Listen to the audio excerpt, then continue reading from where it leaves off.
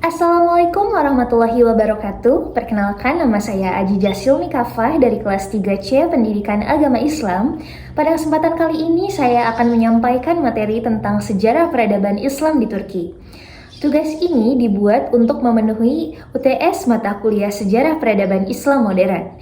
Dalam pembahasan ini saya akan menjelaskan secara singkat mengenai awal berdirinya, masa kejayaan hingga masa kemundurannya agar kita memahami bagaimana Islam pernah menjadi dasar tegaknya sebuah peradaban besar yang berpengaruh di dunia. Awal mula berdirinya peradaban Islam di Turki atau dinasti Utsmani.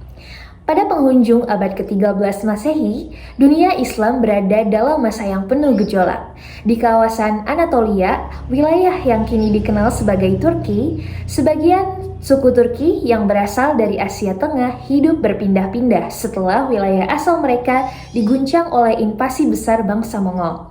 Di tengah kekacauan politik dan sosial inilah muncul seorang tokoh muda bernama Osman Gazi, pendiri kerajaan besar yang kemudian disebut Daulah Utsmaniyah. Osman berasal dari suku Kayi yang dikenal gagah berani dan setia terhadap ajaran Islam.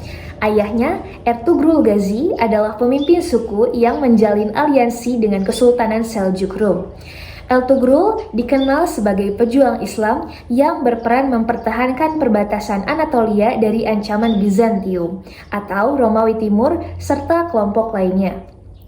Setelah wafatnya Ertugrul, kepemimpinan suku Kayi diteruskan oleh putranya yaitu Osman pada tahun 1299 Masehi. Tahun inilah yang secara tradisional dianggap sebagai tahun berdirinya Kesultanan Utsmani. Dalam berbagai catatan sejarah, disebutkan bahwa Osman bermimpi melihat sebatang pohon besar tumbuh dari tubuhnya, dan cabang-cabangnya menaungi seluruh dunia. Mimpi ini diartikan oleh para ulama dan penasihatnya sebagai tanda bahwa keturunannya kelak akan memimpin peradaban besar yang memancarkan keadilan Islam ke seluruh penjuru dunia. Selanjutnya, pembentukan pemerintahan awal. Osman memulai langkahnya dengan membentuk pemerintahan kecil di wilayah Sogut, sebuah daerah strategis di barat laut Anatolia yang berbatasan langsung dengan kekuasaan Bizantium. Ia mengatur kehidupan masyarakatnya berlandaskan hukum Islam, menerapkan keadilan bagi muslim maupun non-muslim, dan membangun pasukan militer yang disiplin. Semangat jihad fisabilillah menjadi landasan utama perjuangan mereka. Secara perlahan, Osman memperluas wilayahnya dengan menaklukkan desa dan kota kecil di sekitarnya. Ia tidak hanya menaklukkan tetapi juga mengislamkan dan menata ulang sistem pemerintahan dengan keadilan yang membuat banyak penduduk non-muslim justru memilih bergabung di bawah kepemimpinannya. Setelah wafatnya Osman pada sekitar tahun 1326 Masehi, kepemimpinan dilanjutkan oleh putranya yaitu Orhan Gazi. Di bawah kepemimpinan Orhan, wilayah Utsmani berkembang sangat pesat. Salah satu keberhasilan besar Orhan adalah penaklukan kota Bursa pada tahun yang sama, pada tahun 1326 Masehi. Bursa kemudian dijadikan ibu kota pertama dinasti Utsmani dan menjadi pusat pemerintahan serta kebudayaan Islam di Anatolia. Kota Bursa berkembang menjadi simbol kemakmuran dan kemajuan awal umat Islam di kawasan tersebut. Di sana dibangun rumah sakit, masjid, madrasah, dan pasar-pasar besar yang menghubungkan perdagangan antara timur dengan barat. Dengan berdirinya pusat pemerintahan ini, identitas Kesultanan Utsmani pun semakin kokoh. Setelah menguasai Anatolia Barat, para penerus Osman memperluas wilayahnya ke arah barat daya, menuju Balkan dan Eropa Timur. Pada masa Sultan Murad pertama, tentara Utsmani berhasil menaklukkan Tesalonika pada tahun 1387 dan Kosovo pada 1389. Penaklukan Kosovo menjadi momentum penting karena membuka jalan bagi masuknya kekuasaan Islam ke benua Eropa. Kemenangan ini membuat dunia barat mulai memandang serius ancaman dari bangsa Turki Muslim yang kini disebut Ottoman. Dalam upaya menghentikan ekspansi Islam ini, Eropa memobilisasi perang salib terakhir di abad pertengahan, yaitu Perang Nikopolis pada 1396. Namun, di bawah kepemimpinan Sultan Bayezid pertama yang dijuluki sebagai Sang Petir, pasukan Utsmani berhasil menang telak dan memperluas wilayahnya hingga 2 kali lipat. Namun, keberhasilan besar itu sempat terguncang pada tahun 1402 ketika terjadi Perang Ankara antara Sultan Bayezid pertama melawan penguasa Mongol atau Timurlen. Dalam perang ini, Sultan Bayezid tertangkap dan wafat dalam penawanan. Kekalahan ini memicu perang saudara di antara putra-putranya yang berebut tahta. Masa ini juga disebut dengan zaman kekosongan dan menjadi satu-satunya perang saudara besar dalam sejarah Utsmani. Situasi kacau ini baru berakhir ketika Sultan Mehmed pertama berhasil mempersatukan kembali seluruh wilayah dan menata pemerintahannya dengan stabil. Di bawah putranya, Sultan Murad II, kekuasaan Utsmani kembali bangkit dan memulai babak baru kebangkitan peradaban Islam di kawasan Eropa dan Asia. Selanjutnya yaitu masa kejayaan kekhilafahan Turki Utsmani atau disebut juga dengan zaman keemasan Islam. Pada tanggal 29 Mei 1453 menjadi titik paling monumental dalam sejarah peradaban Islam dan pada peradaban manusia. Karena pada hari itu Sultan Muhammad II yang dikenal dengan gelar Sultan Muhammad Al-Fatih atau Sang Penakluk berhasil menaklukkan kota Konstantinopel, ibu kota Kekaisaran Romawi Timur yang telah berdiri lebih dari 1000 tahun. Dengan usia yang baru 21 tahun, Sultan Muhammad Al-Fatih memimpin pasukan Islam yang berjumlah lebih dari 200.000 orang dengan strategi militer yang brilian dan semangat jihad yang luar biasa. Setelah penaklukan itu, ia mengubah nama kota tersebut menjadi Istanbul atau yang kini dikenal dengan Istanbul, yang berarti kota Islam. Kota itu dijadikan ibu kota baru kekhalifahan Turki Utsmani, menggantikan Bursa dan segera berkembang menjadi pusat pemerintahan, perdagangan, ilmu pengetahuan, dan kebudayaan dalam dunia Islam. Langkah pertama Sultan Al-Fatih adalah menegakkan syariat Islam sebagai dasar pemerintahan. Ia mendirikan mahkamah syariah atau pengadilan Islam, mengatur pajak secara adil, menjamin keamanan penduduk non-muslim dengan perjanjian Zimah, dan membuka masjid-masjid besar. Di antaranya itu ada Masjid Agung Hagia Sophia, bekas gereja Bizantium yang dijadikan simbol kemenangan Islam atas Romawi. Sesungguhnya, Konstantinopel pasti akan ditaklukkan, sebaik-baik pemimpin adalah pemimpinnya dan sebaik-baik pasukan adalah pasukannya. Hadis riwayat Ahmad dan Al-Hakim. Hadis Rasulullah SAW itu menjadi nyata pada masa Al-Fatih dan darinya lahir era baru kekhalifahan yang menegakkan Islam di seluruh aspek kehidupan. Sultan Al-Fatih menerapkan pemerintahan yang bersumber langsung dari Al-Quran dan Sunnah.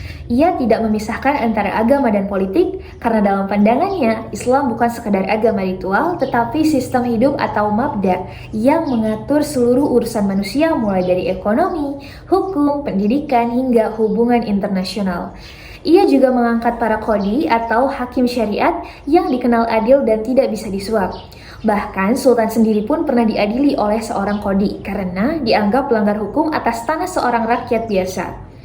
Ketika hakim memutuskan bahwa rakyat tersebut benar, Sultan pun tunduk dan menerima keputusan itu tanpa protes. Sebuah peristiwa yang menjadi simbol keadilan Islam tanpa pandang bulu. Jalan, jembatan, rumah sakit, dan sekolah dibangun dengan dana Baitul Mal atau disebut juga dengan kas negara, bukan memaksa rakyatnya untuk membayar. Penaklukan Konstantinopel bukan hanya kemenangan militer, tetapi juga kemenangan peradaban Islam atas masa itu. Di bawah kekhalifahan Al-Fatih, Istanbul menjelma menjadi pusat keilmuan dan intelektual dunia. Sultan mendirikan Madrasah Fatihiyah, universitas besar yang mengajarkan ilmu syar'i atau agama dan ilmu akli atau rasional, seperti matematika, astronomi, kedokteran, dan filsafat dalam Islam. Ulama dan ilmuwan dari berbagai negeri seperti Arab, Persia, Andalusia, hingga Asia Tengah datang ke Istanbul untuk mengajar dan meneliti. Salah satu kebijakan unik yang menunjukkan kemakmuran dan penghargaan terhadap ilmu adalah tradisi menghadiahi emas kepada ilmuwan dan penulis buku. Sumber sejarah Utsmani mencatat bahwa pada masa Sultan Sulaiman Al-Qanuni 1520 sampai dengan 1566 Masehi, setiap karya ilmiah yang diserahkan ke perpustakaan akan ditimbang dan diganti dengan emas murni sesuai beratnya. Kebijakan ini menunjukkan betapa tingginya kedudukan ilmu dalam peradaban Islam Utsmani serta betapa makmurnya negara hingga mampu memuliakan ilmu pengetahuan. Kemakmuran kekhilafahan tidak hanya terlihat dari pembangunan infrastruktur dan kekuatan militernya, tetapi juga dari ketenangan sosial dan spiritual masyarakatnya. Masjid-masjid besar seperti Masjid Sulaimaniye dibangun bukan sekedar tempat ibadah, tetapi juga pusat ilmu dan layanan sosial. Di dalamnya terdapat madrasah, rumah sakit, dapur umum, dan tempat tinggal bagi para musafir. Para fakir miskin pun diberi santunan, anak yatim diasuh oleh lembaga wakaf, dan setiap kota memiliki rumah singgah gratis bagi para pelajar. Sistem wakaf menjadi instrumen penting dalam menjamin kesejahteraan tanpa bergantung pada pajak yang berat. Keindahan arsitektur, kemajuan ilmu pengetahuan, stabilitas hukum, dan ketenangan rakyat membuat Eropa menyebut Turki Utsmani sebagai negara terbesar dan tertib di dunia. Bahkan para raja Eropa seperti Kaisar Austria dan para raja Prancis harus meminta izin kepada Khilafah Utsmani ketika ingin mengirim duta besar mereka ke timur. Selain kemakmuran internal, Turki Utsmani juga berperan sebagai benteng pertahanan terakhir umat Islam. Ketika Spanyol jatuh ke tangan Kristen pada tahun 1492 dan Muslim Andalusia dibantai, Khilafah Utsmani membuka pintu yang lebar bagi para pengungsi Muslim dan Yahudi yang melarikan diri dari Eropa.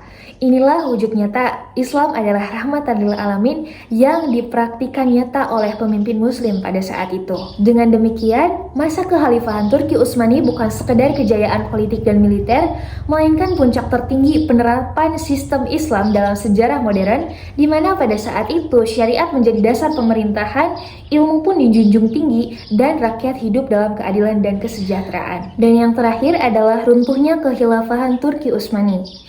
Memasuki abad ke-17, kejayaan kekhilafahan Turki Utsmani perlahan menurun.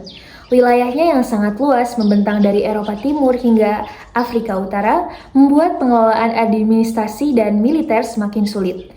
Pada saat yang sama, Eropa Barat mulai bangkit melalui revolusi industri, Renaissance, dan reformasi gereja yang melahirkan kekuatan ekonomi, militer, dan ideologis baru.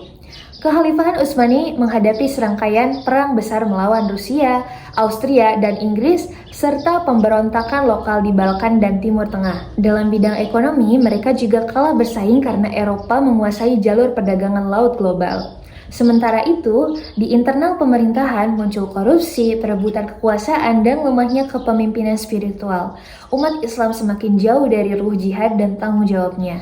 Pada abad ke-19, tekanan Eropa membuat para penguasa Turki Utsmani mencoba melakukan reformasi melalui kebijakan yang disebut Tanzimat pada tahun 1839 sampai dengan 1876.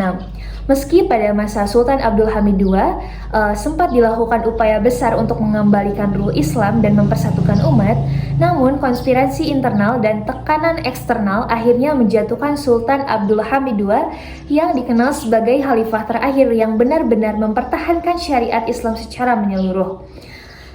Ia juga menolak dengan tegas tawaran bangsa Eropa yang meminta agar ia menyerahkan tanah Palestina untuk dijadikan wilayah pemukiman Yahudi.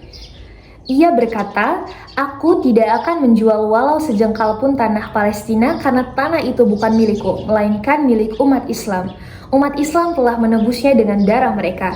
Namun, setelah beliau diturunkan dari kekuasaan melalui kudeta oleh kelompok Turki Muda. Setelah kekalahan Turki Utsmani dalam Perang Dunia Pertama pada tahun 1914 sampai dengan 1918, kekhalifahan terpecah. Inggris dan Prancis menguasai sebagian besar wilayahnya. Sementara di Anatolia muncul gerakan nasionalis yang dipimpin oleh Mustafa Kemal Atatürk dengan dukungan politik dan militer dari Inggris. Ia berhasil membentuk pemerintahan baru di Ankara dan secara bertahap menghapus seluruh sistem pemerintahan Islam. Tahun 1922, lembaga kesultanan dibubarkan.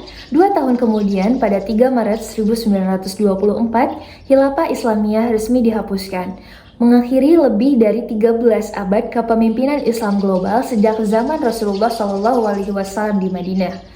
Peristiwa ini menandai berakhirnya institusi politik umat Islam yang mempersatukan mereka di bawah satu kepemimpinan. Setelah pembubaran khilafah, Mustafa Kemal melakukan serangkaian kebijakan besar yang sepenuhnya sangat bertentangan dengan prinsip-prinsip Islam, yaitu ia mengganti hukum Islam dengan hukum lain, menutup madrasah, pengadilan, syar'i, dan lembaga keulamaan.